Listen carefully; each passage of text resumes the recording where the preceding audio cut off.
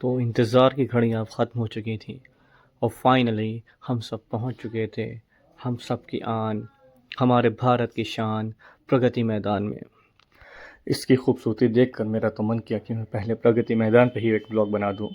लेकिन हमारा आज का मिशन था राइड एशिया एवी में कुछ एक्सप्लोर करने का, तो बिना वक्त ज़ाया किए हुए हम अपने मिशन की तरफ आगे बढ़ने लगे।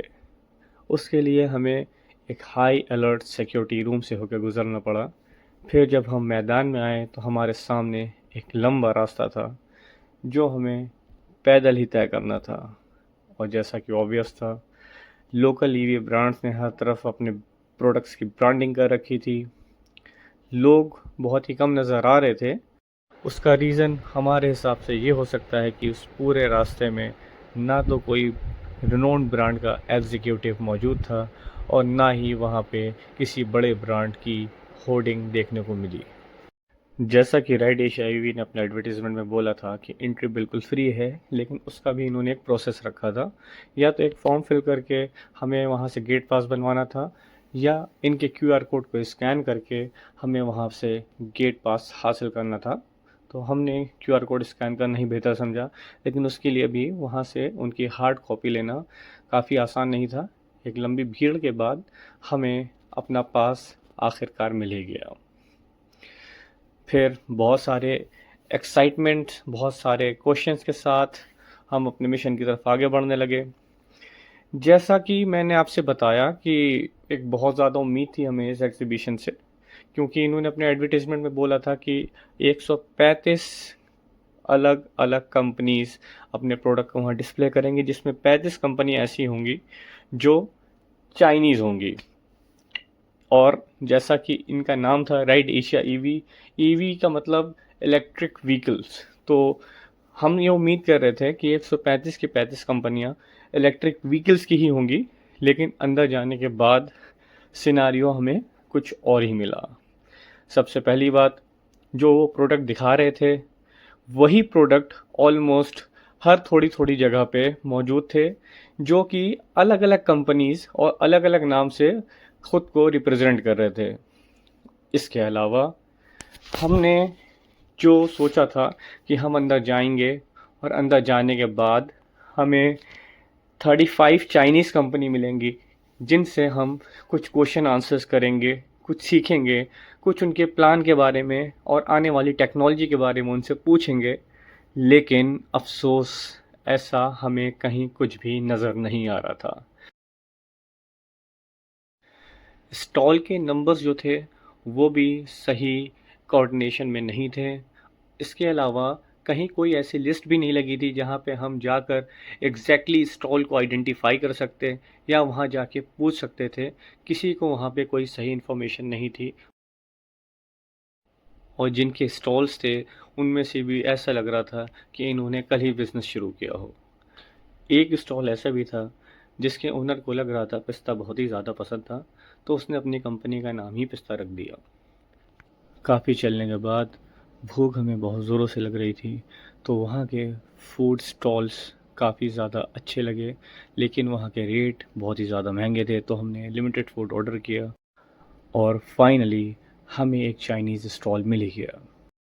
लेकिन अब यहाँ पर एक नई प्रॉब्लम हमारे सामने थी, और वो थी उनसे बात करने की, क्योंकि हिंदी तो उन्हें आती ही नहीं थी और इंग्लिश भी वो बोल नहीं पा रहे थे।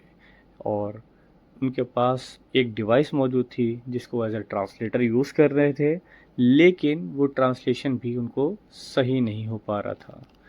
आखिर में वो हमें अपने स्टॉल के पास ले जा रहे थे, जहाँ पे उनके पास जो भी उनके प्रोडक्ट अवेलेबल थे वो दिखा रहे थे, और उसके बाद वो हमें अपना एक ब्रोचर दे रहे थे, जिसके बाद कोई क्वेरी का हमें ठीक से जवाब नहीं मिल रहा था।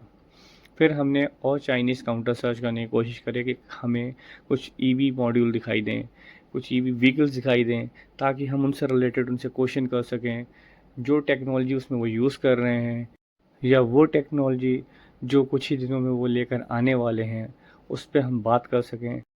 लेकिन हम ऐसा कुछ भी नहीं कर पाए, क्योंकि वहाँ पे जो जो चाइनीज़ स्टॉल के पास हम गए, उसमें से एक को छोड़कर किसी के पास भी ई व्हीकल अवेलेबल नहीं थी, और वो या तो बैटरी भेज रहे थे या मोटर या चार्जर, जैसे कि ये stall. Excuse me, can you guess please tell me what guys you guys are offering?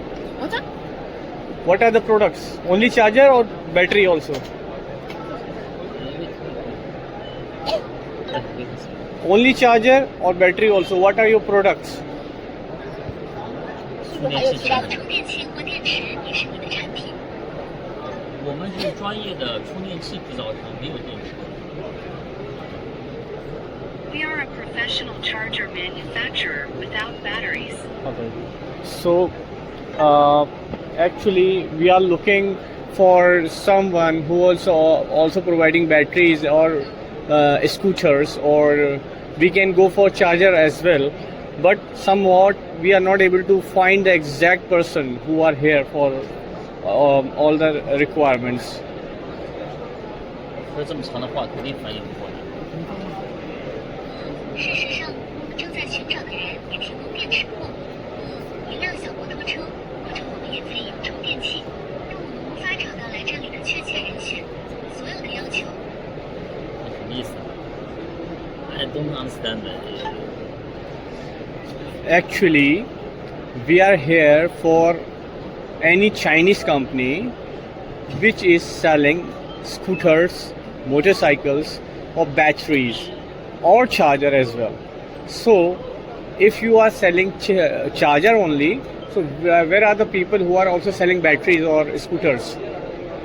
他想要配套的，他光一个充电器，他实际上，觉得我们来这里是为了任何中国公司卖摩托车的地方，摩托车或电池，所有充电器也是。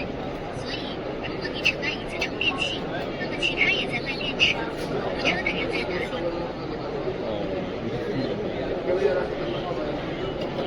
Not understanding. 电池隔壁就有卖电池。我们只卖充电器，only sell chargers. We've been selling chargers in Ryset. Only sells chargers. Only chargers. No battery. Do you have any known here who was also selling batteries? Do you know also someone who is selling battery scooters? This sells battery. But they should be Chinese. 你知道谁也在销售更好的树木滑板车吗？就是。 This is Chinese battery company. लगता है China में ये लोग battery किसी और चीज़ को भी कह के पुकारते हैं, इसीलिए भाई मुझे इन 2 काउंटर्स पे ले आया। यहाँ आने के बाद भाई भले ही चार्ज हो गया हो, लेकिन मैं जिन क्वेश्चंस के साथ यहाँ पे आया था उसका जवाब कोई भी नहीं दे पाया, और इसके बाद हैवी डिसअपॉइंटमेंट के साथ हम लोग ने बाहर जाने का फ़ैसला किया। तो आप सभी से मैं बताना चाहूँगा कि हमारी स्टडी के हिसाब से ये राइड एशिया इवेंट इंडिया के कुछ बड़े बिजनेसमैन का एक ट्रैप है, जहाँ पे वो लोग चाइना से बल्क में ईवी स्कूटर्स ख़रीद कर अपनी लोकल कंपनी खोलकर दूसरों को भी सेम चीज़ के लिए प्रमोट कर रहे हैं। यही वजह है कि इंडिया के जितने भी टॉप रेटेड ईवी ब्रांड्स हैं लाइक टीवीएस, बजाज, एथर, वो सब ख़ुद को इस इवेंट से कोसों दूर रखते हैं। खैर, आज के इस व्लॉग में बस इतना ही। अगर आपको हमारा व्लॉग वाकई अच्छा लगा तो please like, subscribe and share. Thank you.